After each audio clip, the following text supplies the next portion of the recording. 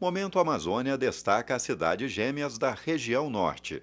Tabatinga, no Amazonas, é um dos municípios brasileiros que se encaixa nessa definição por causa da proximidade com Letícia, na Colômbia. Quem não é do lugar pode até pensar que as duas cidades são uma coisa só. No Acre, 4 municípios têm essa característica: Assis Brasil, Brasileia, Epitaciolândia e Santa Rosa do Purus. Em Roraima, Bonfim e Pacaraima. Em Rondônia, Guajará-Mirim. E no Amapá, Oiapoque. Esses 9 municípios da região norte foram reconhecidos este ano pelo governo federal como cidades gêmeas. Nessas localidades, brasileiros e estrangeiros vivem em permanente intercâmbio cultural. Tanto que é muito comum encontrar pessoas que ao mesmo tempo falam o idioma do país onde nasceram e o do país vizinho. Essas áreas localizadas em cima da linha de fronteira são consideradas estratégicas e o Ministério da Integração Nacional tem uma secretaria para traçar políticas públicas específicas para elas. Nós viemos aqui para conversar exatamente com a pessoa que está à frente dessas ações. O Valber Santana é diretor da Secretaria de Desenvolvimento Regional e vai falar um pouco mais para a gente sobre as políticas públicas voltadas para as cidades gêmeas. Valber, muito obrigado por nos receber aqui no Ministério. Obrigado. Valber, o Ministério da Integração Nacional fez o reconhecimento este ano das cidades que ficam localizadas na linha de fronteira, que tem aquele vizinho ali, estrangeiro muito próximo, como cidades gêmeas. Quer dizer, publicou no Diário Oficial e tudo mais. O que isso significa? É um olhar diferenciado que o governo federal passa a ter em relação a esses municípios? Sim, e isso é um início, né, de um debate que o próprio Ministério da Integração vem fazendo do reconhecimento das cidades gêmeas como um polo de desenvolvimento, né, para a região da fronteira. Né? A faixa de fronteira, historicamente, é uma região que já é alvo de políticas do governo federal.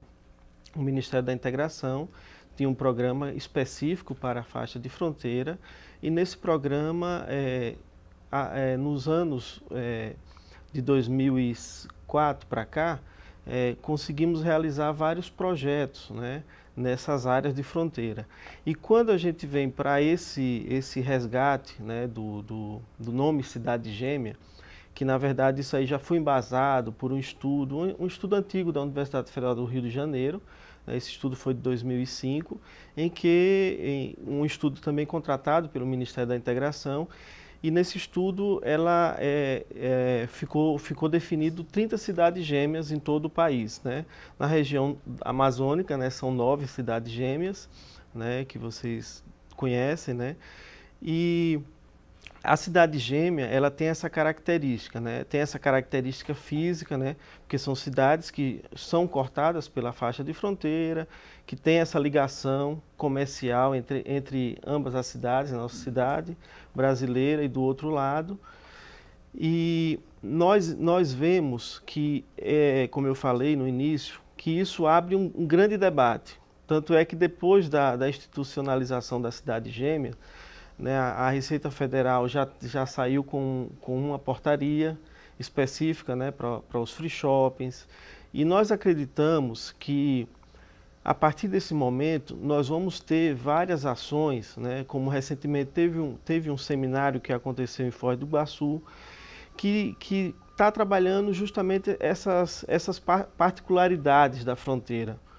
Quais seriam essas particularidades? Hoje, para que o governo brasileiro, né, o governo vizinho, possa ter uma política comum para essa região, né,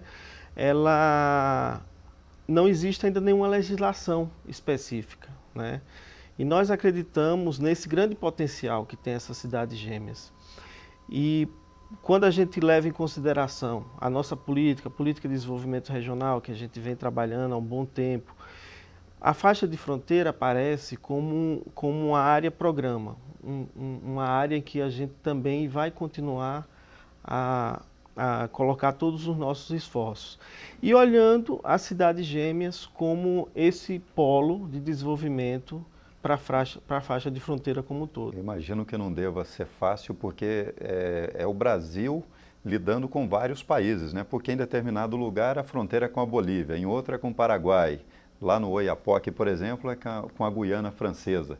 Então, exige muita negociação também com esses países para que as parcerias, né? Porque acaba sendo também uma política de parcerias entre nações, né?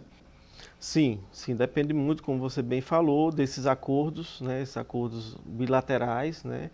Para que a gente consiga ter, digamos, essas políticas bem consertadas, né, lá no território. Isso daí é importante. E esses brasileiros que moram nessas regiões, eles estão ali ocupando um espaço, vivendo a sua vida, mas também cumprindo um papel estratégico que eles ajudam a manter a soberania nacional a partir do momento que eles ocupam e delimitam aquele espaço ali como brasileiro, né?